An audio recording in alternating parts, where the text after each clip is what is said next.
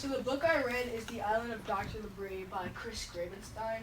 So it kind of has a little cartoonishy, like kiddie look on the cover, and it's kind of like full of adventure and stuff. So the author is Chris Gravenstein, and he's actually from up here, Buffalo, New York. And he's most famously known for the Cello series, but some of the other books that he's written are like Funny, Mind Scrambler, House of Robots, and many more.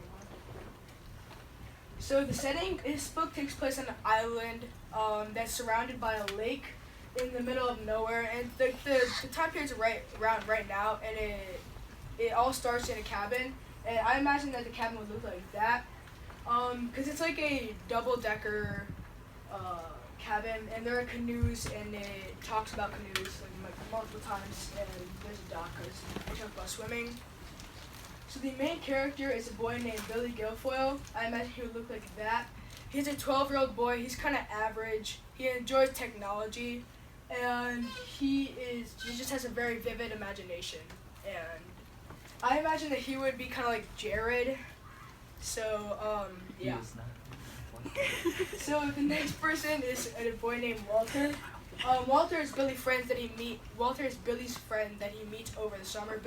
Walter's been living here for most of his life, and he's also an average person. I imagine this would be Noah, but if not, you can't really see it. But I just imagine it would kind of look like Noah. So the plot is, it all starts off with a kid and his mom because his parents are divorced, and he's used to living in New York City. This is kind of weird because he's living in just this random cabin, and it's his mom's boss's cabin. And so he finds a secret bookcase because he has nothing to do because there's literally no technology. And he breaks his phone in the beginning of the story, which stinks. And so he has to find a way to unlock this bookcase because it's locked. And he finds a way to unlock it, and he reads the first book that he sees, and it has to do with Hercules. So he starts hearing these noises, and he looks outside, and he's just like, there's nothing. And then so he keeps on hearing these, so he walks outside, and he sees these two huge gods that are just fighting. So he just doesn't think much about it, goes back inside, thinks that it's just his imagination playing with him. So then he reads Robin Hood. And then he starts hearing all this yelling. And it's the sheriff of Nottingham that is chasing Robin Hood. And so then they all go back. And while they're going back, Billy and Walter kind of split off, and they find this bottle. And in the bottle is a letter. And it says, "Here you will find treasure." So of course it's going to make a kid excited because he's 12 years old. And so he reads a book about Tom Sawyer, and Tom Sawyer is someone who's good at digging and finding treasure, so they thought that that would be helpful. And so this book is all about how he spends his summer and with this whole experiment that Dr. Libris, his mom's boss, is kind of setting on them. And so it's just his whole summer and how he... So here are some of the characters that he meets. The first character that he meets of the good people is Hercules. He's the god of strength and heroes. You probably have heard about him. He's obviously very strong. The second character that he meets is Robin Hood. He is very good with a bow and arrow. And the third character is his wife, Maid Marianne. She's just kind of a filler. She doesn't really do anything. She's kind of just there, doesn't do anything, just Robin Hood's wife. And the last good character is Tom Sawyer. He's good at digging and finding treasure, and so they obviously bring him in because they want to find the treasure that was set in the bottle. So here are the villains. First villain is the Sheriff of Nottingham. He's kind of portrayed as an unathletic, large dude.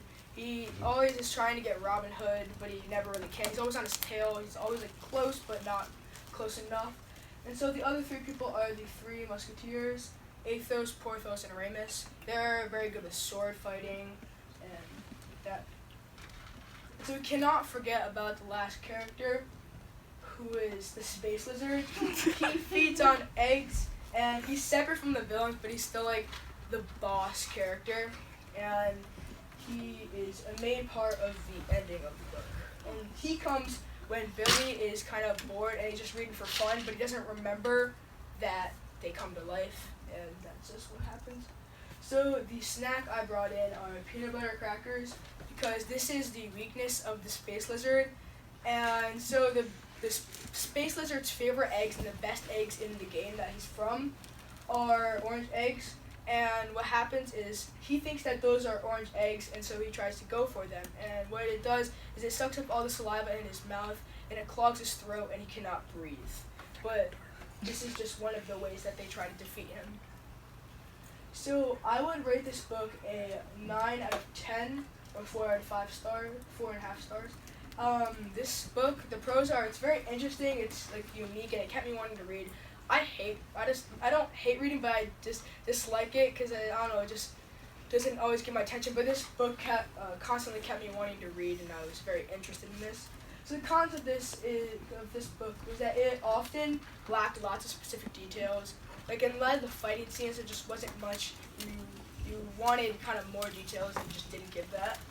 And then the last con was that some of the scenes were clearly very predictable. Like I obviously knew what was going to happen, who was going to win, just stuff like that. And here's my poem. So the book I read, The Island of Dr. Libris, the main character is a boy named Billy. His parents are divorced, and he is forced to live with his mom in a cabin near a pond. He finds a secret bookcase. He starts to explore. Next thing you know it's adventure galore. First he meets Hercules. He is very strong. Then we meet Robin Hood, who thinks the sheriff's acts are wrong. Next is the sheriff and the three musketeers. They are very bad, and to Billy they are near. Lastly is the space lizard. He likes to eat them eggs, but unlike Walter, don't get captured because then you'll have to beg. That's it.